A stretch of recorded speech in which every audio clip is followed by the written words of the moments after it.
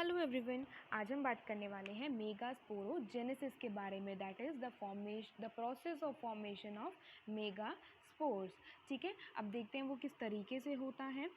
सबसे पहली बात जो यहाँ पर देखिए, जो हमारा मेगास्पोर होता है, बेसिकली मेगास्पोरेंजियम होता है, उसके अंदर मेगास्पोर का फॉर्मेशन होता है। ठीक है, और उसी के प्रोसेस ऑफ फॉर्मेशन को हम लोग मेगास्पोरोजेनेसिस बोलते हैं। अब होता क्या है, हमने लास्ट वीडियो में डिस्कस करा था, न्यूसेलस होता है जिसको हम लोग बोलते हैं मास ऑफ सेल्स। ठीक है, अब उसके अंदर से एक ऐसा सेल होता है जो डिफरेंशिएटेड होता है और दूसरे बाकी सेल्स के साथ, बाकी सेल्स से वो डिफ़र करता है। किस तरीके से डिफ़र करता है, उसका लार्ज साइज़ होता है, वो कॉन्स्पिशियस होता है, दैट इज़ वो क्लियरली विजिबल होता है, इजीली से दिख जाता है, और डीपली स्टेन्ड होता है, उसका डेंस साइटोप्लाज्म होता है। ठीक है, अब जो ये वाला सेल होता है इसको हम लोग बोलते हैं प्राइमरी आर्किस्पोरियल सेल। ठीक है, ये प्राइमरी आर्किस्पोरियल सेल क्या करता है, ये डिवाइड करता है पेरिक्लिनली, दैट इज पैरेलली डिवाइड करेगा, और वो क्या बनाता है, एक पैराइटल सेल बनाता है और एक प्राइमरी स्पोरोजेनस सेल बनाता है। अब ये प्राइमरी पैराइटल सेल का क्या काम होता है, ये फर्दर डिवीजन कर करके variable amount of parietal tissues बनाता है, और ये बाद में और कभी कभी किसी किसी केसेस में डिवाइड नहीं भी करता।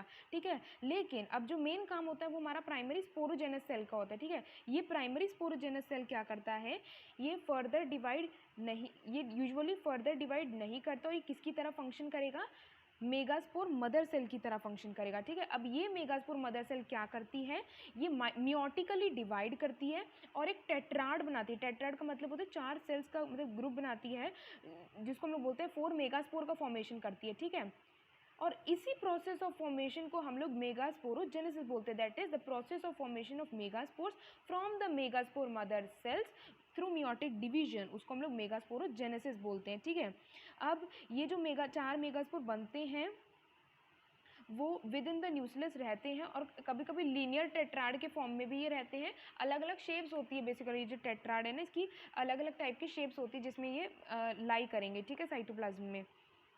अब जो ये 4 मेगास्पोर बने हैं, इसमें से 3 जो कि होते हैं वो डीजेनरेट कर जाते हैं, जबकि सबसे लोअर वन वाला होता है वो फंक्शनल होता है।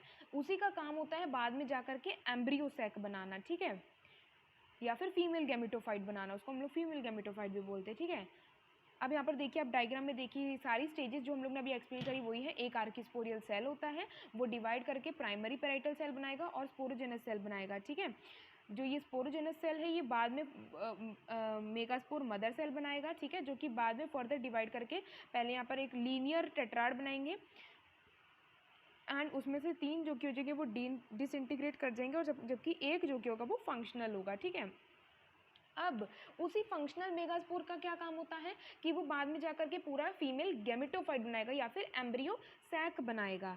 ठीक है, अब डिपेंडिंग अपॉन द टाइप कि कितने हमारे जो ये मेगास्पोर बन के आए हैं, कितने ये फीमेल गैमेटोफाइट के फॉर्मेशन में इन्वॉल्व है, उनके नंबर के बेसिस पर हम लोग इसको 3 टाइप्स में डिवाइड करते हैं, मोनोस्पोरिक, बाइस्पोरिक एंड टेट्रास्पोरिक। ठीक है, मोनोस्पोरिक टाइप की डेवलपमेंट के अंदर क्या होता है, वो जितने 4 मेगास्पोर बने उसमें से सिर्फ और सिर्फ एक जो कि है वो पार्टिसिपेट करेगा in the formation of female gametophyte. Mono का मतलब ही होता है 1, स्पोरिक मीन्स एक स्पोर के थ्रू हमारे पास यहाँ पर डेवलपमेंट होगा फीमेल गैमेटोफाइट का। ठीक है, इसके अंदर अब कंडीशन आ जाती है, एक मतलब केस आ जाता है, स्पेशल केस आ जाता है, जैसे हमारे पास हो जाएगा पॉलीगोनम या फिर नॉर्मल टाइप का केस। ठीक है, इसके अंदर क्या होता है, देखिए ये थ्योरी तो ऐसी है, बहुत ही सिंपल सी है, इसके अंदर कुछ ज़्यादा है नहीं। जैसे हम लोग नॉर्मल पढ़ते हैं ना, देखिए जैसे ये एक डायग्राम में देखिए, जैसे हम लोगों को नॉर्मल डेवलपिंग सेल दिखाया हुआ है। ठीक है, ये क्या करेगा, एक जो कि सेल है वो फर्दर डिवाइड करेगा, पहले 2 सेल्स बनाएगा, 4 बनाएगा, 8 बनाएगा। ठीक है, अब ये जब 4 बन जाएंगे, 8 बन जाएंगे, सॉरी, ऑक्टेंट फॉर्म हो जाएगा, तो अभी क्या करेंगे, अपने अपोजिट पोल की तरफ मूव कर जाएंगे। ठीक है, 3 ऊपर मूव कर जाएंगे, 3 नीचे मूव कर जाएंगे। ठीक है, ऊपर वाले जो कि होंगे बाद में जाके मैच्योर होकर के क्या बना देंगे, सिनर्जिड्स बना देंगे, उसमें से एक होगा एग सेल, बीच वाला जो कि हो जाएगा वो सेकेंडरी न्यूक्लियस कहलाएगा, एंड ये जो नीचे वाला 3 है ये एंटीपोडल सेल्स हैं। ठीक है, इनको एंटीपोडल सेल्स नाम दिया जाता है। ये जो एंटीपोडल सेल्स है ये चार्जल एंड पे होते हैं, जबकि जो सिनर्जिड्स होते हैं वो हमारे माइक्रोपाइलर एंड पे होते हैं। ठीक है, इस तरीके का होता है, बहुत ही सिंपल टाइप का ये हम लोगों को डेवलपमेंट देखने के लिए मिलता है। नेक्स्ट टाइप का आता है हमारे पास ऑनियोथेरा टाइप का। ठीक है, इसके अंदर कुछ भी नहीं होता, 2 बार डिवीजन हो जाएगा। ओवरऑल यहाँ पर सिर्फ और सिर्फ 4 न्यूक्लियाई हम लोगों को देखने के लिए मिलता है। ठीक है, सेकेंड जो मेन कंडीशन आती है वो आती है हमारे पास बाइस्पोरिक टाइप की, ठीक है। बाइस्पोरिक टाइप के डेवलपमेंट के अंदर क्या होता है, यहाँ पर हमारे जो 4 मेगास्पोर्स थे उसमें से पूरे के पूरे 2 पार्टिसिपेट करेंगे in the formation of the female gametophyte, ठीक है। इसको हम लोग एलियम टाइप का भी बोलते हैं, ठीक है। इसके अंदर भी हम लोगों को 8 न्यूक्लिएटेड वाली कंडीशन देखने के लिए मिलती है डिवीजन के बाद, ठीक है। मीन्स सिर्फ 2 यहाँ पर सेल्स होंगे, वो माइटोटिकली डिवाइड करके 8 न्यूक्लिएटेड कंडीशन बनाएंगे। ये हम लोगों को मोनोकॉट की फैमिली में ज़्यादा देखने के लिए मिलता है, जैसे कि लिलिएसी, ऑर्किडिएसी, ब्यूटोनेसी, ये सब चीज़ों में, ठीक है। डाइकॉट में भी कभी कभी देखने के लिए मिलता है, जैसे कि फॉर एग्जाम्पल लॉरेंथिएसी, बेलोनोफोरेसी, ठीक है। इन सब में हम लोगों को देखने के लिए मिलता है। अब इसी में ही बाइस्पोरिक टाइप के डेवलपमेंट में ही हमारे पास एक और टाइप आता है जिसको हम लोग बोलते हैं एंटीमियन टाइप। इसके अंदर क्या होता है बेसिकली, इसके अंदर भी 8 न्यूक्लिएटेड एम्ब्रियो सैक बन जाता है by the nuclear division of the upper cell of the dyad, ठीक है। जो डायड बनता है ना सेल्स का, दो उनका डायड बनता है, उसमें से जो अपर वाला सेल होता है उसके डिवीजन की वजह से हम लोगों को यहाँ पर 8 न्यूक्लिएटेड कंडीशन देखने के लिए मिलती है, ठीक है। थर्ड केस आता है हमारे पास टेट्रास्पोरिक। टेट्रा का मतलब क्या हो जाएगा, 4 स्पोरिक टाइप ऑफ डेवलपमेंट, ठीक है। इसके अंदर क्या होगा, जो हमारे चारों के चारों मेगास्पोर होंगे वो फंक्शनल होते हैं और वो पार्टिसिपेट करते हैं in the formation of the female gametophyte, ठीक है। इसके अंदर हम लोगों को एग्जाम्पल देखने को मिलता है पेपेरोमिया टाइप का और पेनिया टाइप का, ठीक है। पेपेरोमिया टाइप के अंदर क्या होता है बेसिकली, इसके अंदर हमारे चारों के चारों जो कि मेगास्पोर होते हैं वो फंक्शनल होते हैं और वो ट्वाइस डिवाइड करेंगे, 2 बार डिवाइड करेंगे, टोटल कितनी 16 न्यूक्लियाई कंडीशन बना देंगे, ठीक है। और वो अपने आप को यूनिफॉर्मली डिस्ट्रीब्यूट कर लेती है at the periphery of the embryo sac, ठीक है। जैसे एम्ब्रियो सैक है, लेट मी शो यू, जैसे हमारे पास एम्ब्रियो सैक है, यहाँ पर 16 सेल्स बन जाएंगे ऐसे गोल गोल गोल गोल गोल गोल, ये अपने आप को इस तरीके से यहाँ पर अरेंज कर लेते हैं, ठीक है। पेनिया टाइप के अंदर क्या हो जाएगा, यहाँ पर भी 16 न्यूक्लियर कंडीशन देखने के लिए मिलती है, लेकिन इसके अंदर बस उसका अरेंजमेंट डिफर करता है, ठीक है। अरेंजमेंट किस तरीके से डिफर करेगा, यहाँ पर वो क्रॉस वाइज अरेंज होंगे, ठीक है ना। Each end of the embryo sac पे ये लोग मतलब क्रॉस वाइज अरेंज होंगे, दैट इज सिर्फ ये अपने मतलब 4 डिस्टिंक्ट क्वार्टर्स के अंदर ये लोग अरेंज हो जाएंगे, ठीक है। और क्रॉस वाइज शेप हम लोगों को देखने के लिए मिलेगी इसके अंदर, ठीक है। और ये हम लोगों को माल्फिगिएसी फैमिली के अंदर इसका एग्जांपल देखने के लिए मिलता है। अब हम लोग बात करेंगे इनके डिवीजन के थ्रू, ये जो मेगास्पोर मदर सेल है ये बाद में मैच्योर होकर के क्या फॉर्म करती है, एक एम्ब्रियो सैक फॉर्म करती है, ठीक है। मैं डायग्राम दिखा देती हूँ, आपको समझ में आ जाएगा, ठीक है। ये हमारे पास ये एक एम्ब्रियो सैक बन करके आया, इसमें से हम लोगों को पढ़ना किस किस के बारे में, एग एपरेटस के बारे में, एंटीपोडल सेल्स के बारे में और पोलर न्यूक्लियर या फिर सेंट्रल सेल के बारे में पढ़ना है, ठीक है। बस दैट्स इट, इतना सही है टॉपिक, ठीक है।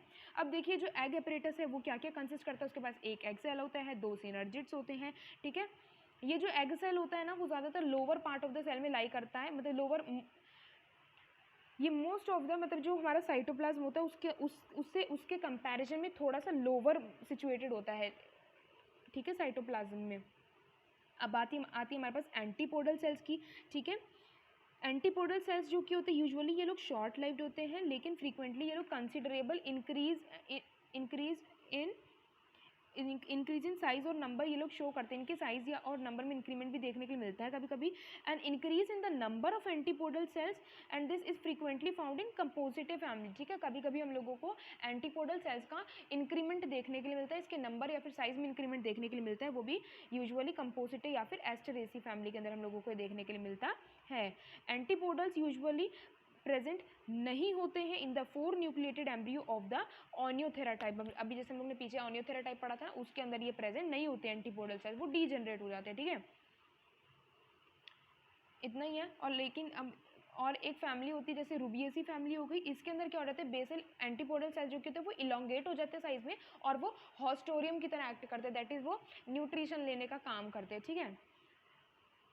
जो अगली चीज़ हमारे पास आती है वो आती है पोलर न्यूक्लियर या फिर सेंट्रल सेल। देखिए यहाँ पर पोलर न्यूक्लियर सेंट्रल सेल जो मतलब थोड़ा सा मतलब सेंटर में ही होती है, लेकिन वो थोड़ा सा एक साइड की तरफ ज़्यादा मतलब यहाँ पर ऊपर की तरफ शो करा हुआ है, ठीक है। इस तरीके से एक साइड की तरफ वो ज़्यादा टिल्टेड रहती है, ठीक है। माइक्रोपाइलर एंड पे प्रेजेंट होती है, ठीक है, बड़ी होती है साइज में, ठीक है।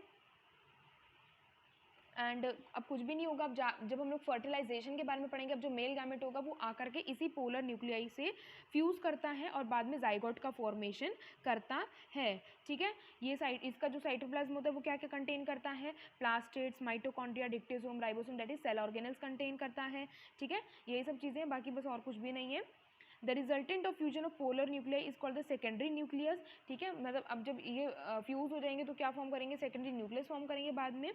प्राइमरी या फिर उसको हम लोग प्राइमरी एंडोस्पर्म भी बोलते हैं, ठीक है, वही जो फ्यूजन वाला मास बनेगा उसको हम लोग जाइगोट बोल लो, या आप लोग प्राइमरी एंडोस्पर्म बोल लो, या सेकेंडरी न्यूक्लियस बोलो, कुछ भी बोल सकते हो, ठीक है। सो इतना यही टॉपिक के बारे में, ये डायग्राम देख लीजिए, ठीक है। So that's it about this topic, thank you, will meet in another video, till then take care, bye bye.